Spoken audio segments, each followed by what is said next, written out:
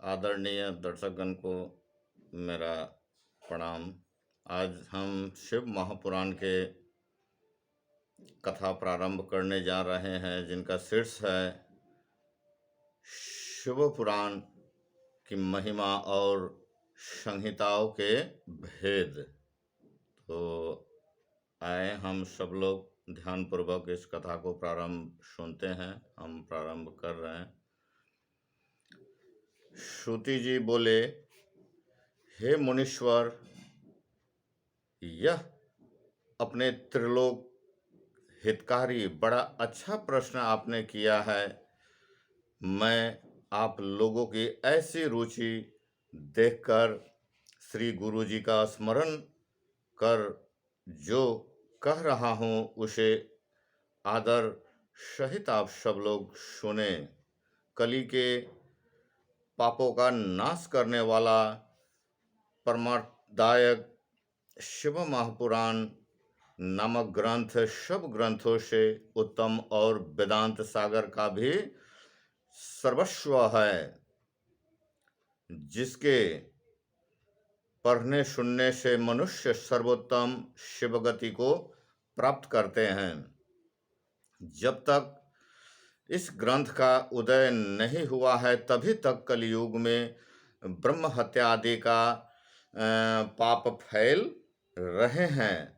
शास्त्रों के झगड़े, नाना प्रकार के उत्पात, क्रूर यम के घटों की निर्भयता, तीर्थों का विवाद, सत्य, दान और देवताओं की मान्यता संबंधी विवादें तभी तक महितल पर हो रहे हैं जब तक श्री शिव महापुराण का पृथ्वी पर उदय नहीं होता है।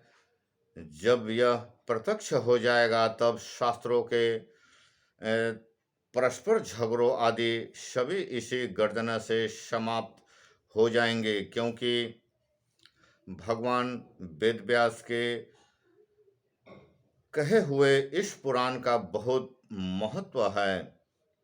इसके कीर्तन और श्रवण से जो फल हमें प्राप्त होते हैं वो सब तो मैं नहीं कह सकता,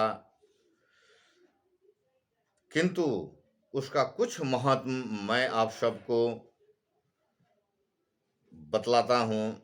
ध्यान देकर आप सब लोग सुनेंगे। इसमें मैं अपनी ओर से कुछ नहीं कहूँगा, जो वेद व्यास जी ने कहे हैं वो मैं आप सबको सत सत कहूँगा। व्यास जी ने कहा है, यदि शिव महापुराण एक या आधा श्लोक भी कोई पढ़ेगा तो वह पाप से छूट जाएगा। एक से आधा श्लोक भी अगर लोग पढ़ेंगे तो वो पापों से मुक्त हो जाएंगे, ऐसा वेदव्यास जी ने कहे हैं। और यदि सावधानी से संपूर्ण पढ़े तो जीवन मुक्त हो जाएंगे, और इनके अनुसार उच्चारण करें तो एक एक दिन में एक एक अश्वत्थ मेघ का फल पावेंगे। यदि कोई दूसरे भी श्री शिव महापुराण की पूजा कर दे तो वह सब देवताओं की पूजा समान फल प्राप्त हम करेंगे, इससे कोई संदेह नहीं है। क्योंकि शिव संहिता नामक इस सुधा को स्वयं श्री शिव भगवान ने उपनिषद स्वरूप समुद्र को मथ कर उसमें से निकाले हैं। अतः जो इसको पान करेगा वह निश्चय ही अमर हो जाएगा, अमरत्व का प्राप्त कर देगा, अज अमर हो जाएगा। यदि कोई एक मास इस महापुराण को पढ़ ले तो ब्रह्म हत्या आदि को पापों से भी वह मुक्त हो जाएगा। शिवालय में या बिल्व के वन में जो इस संहिता को पढ़ेगा वह अद्भुत फल का लाभ प्राप्त करेगा। यानी कि यह शिव पुराण को हम किसी शिवालय, शिव मंदिर आदि में जाकर के ध्यान पूर्वक हम अगर पढ़ते हैं आधे घंटा मन लगा करके, तो हमें क्या होगा? अद्भुत फल की प्राप्ति होगी, जिसकी कोई गणना हम नहीं कर सकते हैं। पहला तो ये हुआ। दूसरी हम बता रहे हैं, श्री काल भैरव के मंदिर आदि के समक्ष, भैरव जी के समक्ष अगर हम बैठ करके शिव महापुराण का एक श्लोक या दो श्लोक भी अगर हम कथा का पठन पाठन करते हैं, तो हमें कोटि कोटि गुना फल प्राप्त होगा, ऐसा इसमें व्यास जी ने बताए हैं। और उसके सभी मनोरथ पूर्ण होंगे। जितने भी प्रकार का उनमें मन में ठना हुआ है मनोकामना आदि पूर्ण के लिए, उनकी सभी मनोकामना आदि का पूर्ण हो जाएंगे। और तीसरी में बता रहे हैं, जहाँ बेल वृक्ष है, बिल्व वृक्ष वन है, या कहीं कहीं हम सबको मिल लेंगे बेल का पौधा, तो वहाँ भी अगर हम शुभ मुहूर्त आदि में सुबह में उठ करके स्नान ध्यान आदि करके शिव महापुराण का पाठ अगर कथा कहते हैं, तो हमें अनंत गुना फल प्राप्त होगा। ये 3 स्थान इस शिव महापुराण में बताए गए हैं। हमें शुभ काल में, शुभ दिनों में हमें पठन पाठन करना चाहिए। यदि चतुर्थ के दिन निराहार रह बिल्व के मूल में बैठकर इसे पढ़े, तो शिव जी की पूजा के समान है। अगर बेलपत्र के पेड़ समक्ष अगर हम पढ़ते हैं, तो समझा जाए कि हम शिव जी का ही पूजा कर लिए। कि बिल्व वृक्ष माता पार्वती जगत जननी मैया के स्वरूप इस धरती पर विराजमान हमारे धरती पर है, तो उनकी पूजा हम कर लिए, तो शिव जी का पूजा हम कर लिए, हम सफल हो गए। उसकी देवता भी पूजा करते हैं।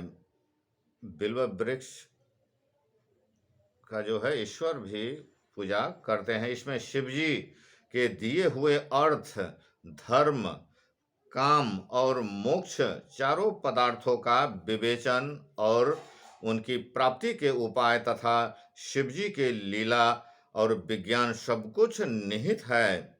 अतएव यह सब प्रकार से आदरणीय और वंदनीय है।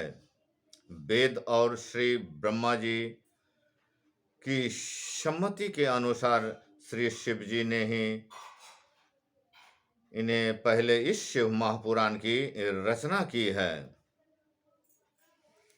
और जो व्यक्ति सप्त संहिता युक्त शिव महापुराण का आदर सहित पूरा पढ़ेगा, वह जीवन मुक्त हो जाएगा। यह सब पुराणों का तिलक है, जो हम माथे में तिलक लगाते हैं, तिलक स्वरूप बताया गया है। और सब जीव का कल्याण प्रदाता बताए गए हैं। इसमें वेदांत और विज्ञान सब कुछ पूर्ण रूप से निहित है। इसे परम आदर से पढ़ने वाला शंभु प्रिय परम गति का लाभ प्राप्त कर सकते हैं। इसीलिए हम सबको शिव महापुराण का कथा आदि का पठन पाठन शिवालय में, बिल्व वन में करनी चाहिए। काल भैरव के मंदिर में जा करके उनके समक्ष बैठ करके हमें कुछ पल, आधे घंटा भी हमें शिव महापुराण का कथा का गुणगान करनी चाहिए। शिव जी का गुणगान कर लिए, सभी देवी देवताओं का हम गुणगान कर लिए। ऐसे हमारे ग्रंथों में, सनातनी धर्म में, शिव महापुराण में व्यास जी के द्वारा वर्णित कर दिए गए हैं। इसे हम आपको जानने की आवश्यकता है। तो फिर मिलते हैं। आप सब लोग ध्यानपूर्वक पुराण आदि को सुनने की कृपा करेंगे। फिर हम मिलते हैं अगले वीडियो में। थैंक्स, आप सबको मेरा कोटि कोटि प्रणाम। ओम नमः शिवाय। हर हर महादेव।